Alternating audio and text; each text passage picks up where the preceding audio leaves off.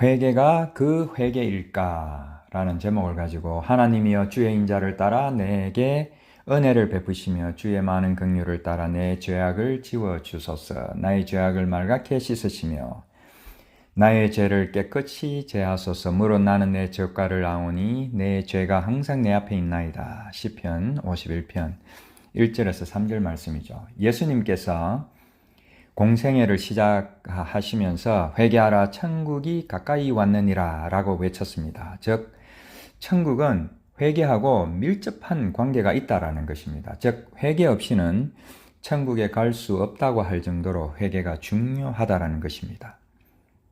그런데 이제 이 회개는 죄가 있어야지 회개를 할 수가 있는 것이죠. 성경에서 말하는 죄는 무엇일까요? 우리는 무조건 죄인이다 라고 할 때에 어떨 때는 뭐 또 쉽게 동의가 되기도 하고 어떨 때는 좀 동의가 안 되기도 하죠. 그래서 저는 이 죄의 정의에 대해서 지난 시간에 몇 번이나 다룬 적이 있는데 이것이 명제되지 않고서는 회개를 이야기를 할 수가 없는 것이죠. 그리고 이 죄를 우리가 분명히 이렇게 정의를 내릴 수 있어야지, 우리가 바로 깨달을 수 있어야지 우리의 신앙생활 전체가 그리스도인으로서 정체성을 가지고 살아갈 수가 있는 것이죠. 그래서 저는 좀 이해를 돕기 위해서 굳이 성경에는 절대로 이런 게 없지만은 이해를 돕기 위해서 죄를 간단하게 어떤 수평적인 죄와 수직적인 죄로 이렇게 죄의 유형을 한번 나누어 보았습니다. 성경에는 살인은 뭐 기본이고 간음하고 도둑질하고 속이고 뭐 심지어는 삥 뜯고 강도질하고 하는 극악무도한 죄를 지은 성경 인물들이 많습니다. 그런데 가만히 그 결과를 보면은 그것 때문에 천국에 가지 못했다고, 구원받지 못했다고 말하고 있는 것은 아닌 것 같습니다. 그래서 이제 우리가 뭐 잘 알다시피 이러한 것들을 통하여서 우리에게 무엇인가 알려주려고 지금 본보기를 삼는 것처럼 보이는 것이죠. 그래서 저는 이런 것들을 윤리 도덕적인 또 사회 규범적인 인간들 상호 간에 일어날 수 있는 수평적인 죄라고 이렇게 이름을 붙여보는 것이죠. 그리고 이런 수평적인 죄는 쉽게 말해서 인간들 상호 간에 일어나는 죄는 구원이나 천국에는 결정적인 영향을 주지 않는 것이 아닌가 하는 것입니다. 그리고 또 이런 윤리적, 도덕적, 사회 규범적인 이런 죄들은 시대마다, 민족마다, 또 국가마다 그 기준이 다 다르더라는 것입니다. 어떤 때는 뭐 일부 다처를 허용하기도 하고 또 대부분의 나라는 절대로 허용하지 않죠. 또 그것을 어겼을 경우에는 형사처벌까지 받아야 되는 것이죠. 그래서 이 기준이 변한다라는 것은 진리가 될 수가 없다라는 것입니다. 그렇다면은 그 죄의 기준이 변함에 따라서 어떤 회개의 방법이나 그런 어떤 회개의 질이나 이런 것들이 변해야 된다면은 그것 또한 진리가 될 수가 없을 것입니다. 그래서 죄가 있으면은 천국에 갈 수 없다고 할 때에 이러한 윤리 도덕적인 죄는 분명히 죄입니다. 분명히 죄지만은 성경 말씀이 말하는 죄는 아니지 않는가 하는 것입니다. 성경에서 말하는 죄는 천국을 향하는 데 방해가 되는 또는 구원에 이르지 못하게 하는 모든 것들이 죄가 되는 것입니다. 예를 들면은 뭐 하나님을 부인하는 것이라든지 하나님을 세상 잡신처럼 만들어서 자기 임의대로 만들어서 자기 이익의 수단으로 삼는다든지 예수님의 십자가를 부인한다든지 아니면은 십자가 없이도 자기의 노력이나 의지로 천국에 갈 수 있다고 하는 것. 그리고 천국이 어떤 곳인지 알고 싶지도 않고 알려고 노력도 하지 않으면서 어떤 땅의 부귀영화만을 쫓아서 영원히 살 것처럼 땅에 머물러 버리는 이러한 것들이 성경에서는 사실 죄라고 하는 것이죠. 이러한 것은 하나님과 사람 사이에 일어나는 것이기 때문에 수직적인 그런 죄라는 것인데, 이러한 것들이 이제 조금 전에도 말씀드렸지만 성경 말씀은 죄라고 하는 것이 아닌가 하는 것입니다. 그런데 우리가 이제 하나 기억해야 될 것은 인간 관계에서 형성된 어떤 수평적인 죄는 누구나 다 양심적으로 깨달을 수 있다는 것입니다. 그리고 그러한 죄는 육신이 땅에서 살아 있을 때에만 적용이 되는 일시적인 것이라는 것이죠. 죄 지은 사람이, 그러니까 형사 처벌을 받고 있는 사람이 죽어버리면은 공소시효가 끝나버리는 것이죠. 왜냐하면은 이 세상 죄는 그 사람이 살아있을 때에만 적용이 되는 것이기 때문에 그 사람이 죽어버리면은 그 죄를 물어서 이렇게 재판을 하거나 심판을 할 수가 없는 것이죠. 그래서 이런 수평적인 이런 죄를 저는 육적인 것이라고 이렇게 한번 정의를 내려보는 것입니다. 반면에 하나님과 우리 사이의 죄를 수직적인 죄라고 이제 부르고 싶은데, 이 죄는 양심에 의해서가 아니라 오직 말씀과 성령에 의해서만 깨달을 수가 있는 것입니다. 그리고 이것은 육신이 세상을 떠나도 적용이 될 수 있는 어떤 영적인 것이라는 것이죠.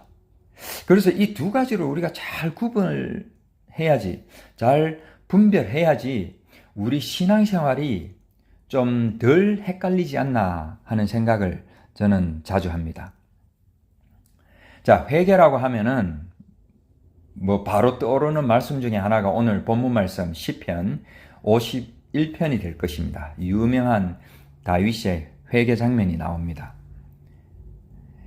얼핏 보면 이제 다윗이 밧세바를 취한 후 그리고 우리아까지 죽이죠. 그 죽인 후에 구구절절히 탄식하면서 회개하는 장면처럼 보입니다. 물론 실제로 그런 회개의 장면이죠. 그러나 저의 관점에서는, 그리고 조금 전에 그 수평적인 죄, 또 수직적인 죄, 그런 두 가지 유형의 관점으로 볼 때에 이 다윗의 이 회개의 장면, 시편 51편은 과연 진정한 회개가 될 수 있느냐 하는 것이죠. 다윗의 회개를 좀 더 살펴보도록 하겠습니다. 자, 첫째로 다윗은 왕이었죠. 아무리 왕이지만은 그렇게 야비하게 악행을 저질러 놓고 모른 척 가만히 얼마 동안 있다가 나단이 그것을 알고 다윗 앞에서 폭로를 하니까 그때서야 눈물 콧물을 흘리면서 자기의 죄를 고백한답시고 하나님 앞에서 오늘처럼 이렇게 구구절절히 늘어놓는 것이죠. 반대로 안 들켰다면 어떻게 됐을까요? 물론 언젠가는 또 너무 그 마음에 그 짐이 돼가지고 했을 수도 있지만은 우리가 성경 말씀 상으로는 그런 기미가 전혀 보이지 않았던 것입니다. 안 들켰으면 과연 이렇게 회개를 했을까 하는 강한 의문이 저는 드는 것입니다. 사실 다윗은 어떤 사람이었습니까? 열왕기상 15장 5절 말씀에 이는 다윗이 햇사람 우리아의 일 외에는 평생에 여호와 보시기에 정직하게 행하고 자기에게 명령하신 모든 일을 어기지 아니하였습니다. 이 말씀에서 보듯이 다윗은 일평생을 철저하게 말씀대로 순종하며 살려고 노력을 했습니다. 우리가 잘 알다시피 심지어 하나님이 기름 부어 세운 왕이라고 자기를 죽이려고까지 했던 사울 왕을 기회가 왔음에도 불구하고 죽이지 않을 정도로 말씀대로 철저하게 살려고 했죠. 그런 자부심과 그런 신앙의 열심으로 살았던 다윗이 밧세바 때문에 한순간에 실수를 하게 되고 무너지게 됩니다. 그리고 그 실수를 또 덮기 위하여서 결국 우리아까지 죽이게 되는 것이죠. 그렇기 때문에 말씀대로 자기는 열심히 믿음을 붙들고 살았다고 자부심을 가지고 살아오다가 이런 실수를 하게 되었을 때에 정말 끝까지 숨기고 싶었는지도 모릅니다. 그리고 자신에게 얼마나 실망을 했는지 시편 51편을 읽어보면 구구절절히 그것이 다윗이 뼛속 깊이까지 탄식하는 장면들이 보이는 것이죠. 오죽하면은 어머니가 죄악 중에 나를 잉태하였다고까지 어머니까지 끌어들이면서 탄식을 하는 것입니다. 그리고 다윗은 무수한 전쟁을 치른 장수였습니다. 그러나 나라를 위하여, 자기를 위하여, 왕을 위하여 목숨까지 버릴 각오가 되어 있는 우리야 장수를 자기의 죄를 덮기 위하여 교묘한 술책으로 죽여버렸다는 것은 그 누구보다도 전쟁의 생리를 잘 알고 전쟁의 그 참상을 잘 알고 그 장수의 삶을 잘 아는, 그리고 다윗도 그 입장에서 오랫동안 있어 보았던 다윗이었기 때문에 아무리 왕이라도 죽도록 괴로웠을 것입니다. 그러면 그럴수록 다윗은 인간적으로 더 그 사실을 숨기고 싶어 했는지도 모르는 것입니다. 그러나 결국 나단에 의해서 폭로를 당하게 됩니다. 둘째로 다윗의 회개가 진정한 회개냐라는 의구심이 드는 것은 나단에 의해서 이제 폭로가 되고 자기의 잘못을 정말 뼈저리게 느꼈으면은 설사 왕이라 할지라도 하나님 앞에서 탄식할 것이 아니라 우리아의 가족들에게 가서 아니면은 밧세바에게 가서 사죄를 먼저 해야 되는 것이 맞는 것이죠. 아무리 왕이라도. 그러나 제가 말씀을 이리 앞뒤로 이렇게 읽어보아도 그 이후의 행적을 아무리 살펴보아도 아쉽게도 그러한 장면은 찾아볼 수 없는 것 같습니다. 이렇게 볼 때 다윗은 인간 상호 간에 일어난 어떤 그런 수평적인 죄를 하나님 앞으로 가지고 오는 그런 어떤 혼동을 해버리게 되는 것이고, 또 하나님 앞에 와서 엄청나게 회개하는 것 같은 모습을 보였지만은 사실은 이것이 진정한 회개가 될 수가 없는 것이죠. 결국 그런 어떤 육적인 어떤 그런 죄를 이 영적인 죄로까지 연결시키지 못하고 그 선에서 머물러 버리고 만 것이 아닌가 하는 것이 이제 저의 생각입니다. 다윗은 누구보다도 하나님을 잘 섬겨왔다고 생각했고, 그러한 자신이 한순간에 무너져 내려서 더 없는 자신에게 실망감과 자책, 그리고 죽고 싶을 만큼 상한 그 자존심, 그리고 하나님을 잘 섬기는 왕이라고 자부심을 가지고 살아왔던 그동안의 자기의 그 의를 내려놓아야 하는 순간에 이제 시편 51편을 보면은 하나님 앞에 회개를 하는데, 사실은 세상 종교인들과 같이 세상 종교인들이 누구나 다 할 수 있는 겨우 자기의 마음의 안식이나 위로를 얻기 위하여 하는 어떤 참회나 반성밖에 되지 아니한 것이 아닌가 하는 것입니다. 그래서 오늘 제목처럼 다윗의 회개는 참 회개가 될 수 있는가 하는 질문을 던져볼 수가 있는 것이죠.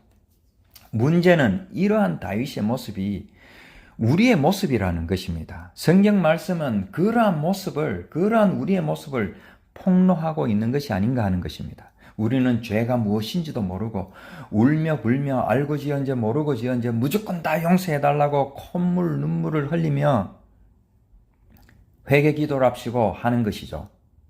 그 속내는 자기가 저지른 그 어떤 죄, 윤리적인 죄를 포함해서 그런 죄의식이나 그런 부담에서 좀 자유해지고 싶은 마음에 또 좀 편해지려고 회개하는 척 신세 한탄을 하는 것이 아닌가 하는 것입니다.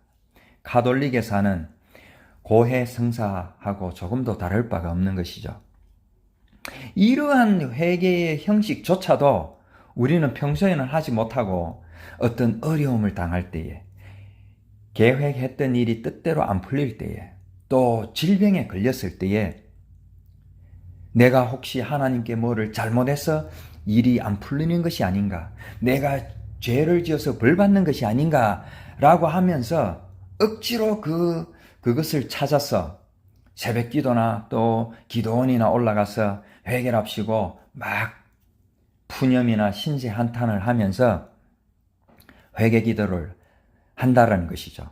이것이 지난 저의 회개의 모습이기도 합니다, 솔직히. 그렇다면 우리는 진정한 회개는 어떻게 해야 될까요? 죄의 그 구조적인 유형을 두 가지 말씀드렸는데, 수평적인 죄, 즉 사람 간의 지은 죄, 윤리 도덕적인 죄, 사회 규범적인 죄는 예배당에 와서 울며 불며 하나님께 용서를 구해야 되는 것이 아니라 손해를 끼친 사람에게 가서 용서를 구해야 되는 사람에 가서 정정당당하게 용서를 구해야 되는 것이죠. 그리고 사회의 규범적인 죄는 응당 그 죄값을 치루어야 되는 것이죠. 다윗도 그렇게 했었어야 되는 것입니다. 하나님은 영이시기 때문에 이런 세상의 어떤 것에는 큰 관여를, 큰 관심이 없는 것이 아닌가 하는 것이 요즘 저의 생각입니다. 물론 땅에 보이는 것을 통하여 보이지 않는 하늘의 것을 설명하기 위해서 땅의 죄를 사용할 수도 있을 것입니다. 또한 다윗의 회개를 통하여 우리에게 참 회개가 무엇인지 보여주시기 위한 것이 아닌가 하는 그런 생각도 듭니다. 그리고 아무리 다윗처럼 철저하게 하나님의 말씀을 따르고 믿음을 붙들고 산다고 할지라도 이 땅의 인간들은 아무도 우리가 믿을 수 없다라는 것을 보여주시기 위하여서 이러한 것들을 보여주실 줄도 보여주신다고 저는 생각을 하는 것입니다. 회개라는 헬라어 단어 메타노이아라는 것은 마음을 돌이키다라는 뜻이 있습니다. 죄의 회개의 시작은 마음속에서 관념적이고 의지적으로 먼저 일어나는 것입니다. 성경 말씀은 구원에 이르지 못하는 모든 것이 죄라고 했습니다. 그러면 구원에 이르기 위해서는 어떻게 해야 하는가? 라는 것이 이제 회개의 시작이 되는 것이죠. 예를 들면은 하나님은 우리의 영혼에 온전히 관심이 있지 우리의 물질적 필요나 채워주는 세상 잡신이 아니다라는 것을 우리는 깨달아야 할 것입니다. 그리고 우리의 구원은 오직 예수 그리스도의 십자가로 인함이지 우리의 그 어떤 율법적인 행위나 우리의 의지적인 행위나 노력으로도 구원에 이룰 수 없다라는 것을 우리는 철저하게 깨달아야 될 것입니다. 그리고 우리의 구원은 온전히 하나님의 주권과 은혜로 이루어진다라는 것입니다. 이러한 모습, 이러한 것을 인식하고 깨닫는 그 모습 자체가 회개의 모습이라는 것입니다. 그러나 이 모든 것 위에 어쩌면은 이 모든 것에 그 요점이 되는 더 중요한 것은 예수 그리스도께서 그의 십자가로 완벽하게 우리의 죄를 해결하시고 회개를 완성해 버리셨다라는 것입니다. 이렇게 우리의 사고를 전환하는 것이 메타노이아, 마음을 돌이키는 것, 즉 회개라는 것입니다. 율법으로 죄를 깨달음이니라. 로마서 3장 20절 말씀처럼 죄가 무엇인지 말씀이, 성령이, 율법이 가르쳐 주듯이 무엇을 회개해야 하는지 사실은 말씀과 성령이 이미 가르쳐 주신 것입니다. 그것이 바로 예수 그리스도의 십자가라는 것이죠. 진정한 회개는 예수 그리스도의 십자가로 완전한 회개가 이미 일어난 것을 우리는 그 의미가 무엇인지 깨닫는 것이 회개의 시작이며 완성이라는 것입니다. 나아가서 용서함을 받은 자로서 우리는 땅으로 향한 우리의 시선을 하늘로 돌리는 것, 그리고 하늘의 것과 땅의 것을 분별하는 것, 그것이 예수 그리스도의 십자가로 인하여 용서함을 받은 우리의 삶이 되어야 할 것입니다. 사회 구성원으로서 땅에서 열심히 살아가지만은 수평적인 죄는 땅에서 해결해야 되고 수직적인 죄는 예수 그리스도의 십자가의 의지에서 이미 해결되었다고 믿어야 할 것입니다. 그리고 하늘나라의 백성으로 살아가야 할 것입니다. 그래서 가만히 보면 회개라는 것을 우리는 일이 잘 안 풀리고 우리가 힘들고 내가 힘들 때에 또 어려움을 당할 때에 하는 것이 아니라 십자가를 통한 하나님의 그 은혜가 얼마나 깊고 큰지 그것을 체험하면서 우리의 죄가 이미 해결된 것에 감사하고 그로 인하여 즐거이 찬양을 부리며 하나님께 영광 돌리는 것이 바로 회개의 모습이 되는 것입니다. 그래야 그것이 서두에 말하는 것처럼 천국하고 직접적으로 연결이 되는 것입니다. 사랑의 하나님도 그것을 원할 것입니다. 그 은혜 가운데 젖어들기만 하면 우리는 하늘나라 백성이 되어서 자연스럽게 하늘나라를 우리의 가슴 속에 소유하게 되고 그 하늘나라를 체험하게 되고 또 그 하늘나라를 소망하면서 우리의 영적인 시선이 온전히 그것으로 향할 수 있을 것입니다. 우리의 회개는 참 회개일까요? 우리가 지금 행하고 있는 이 모든 회개의 모습은 참 회개일까요?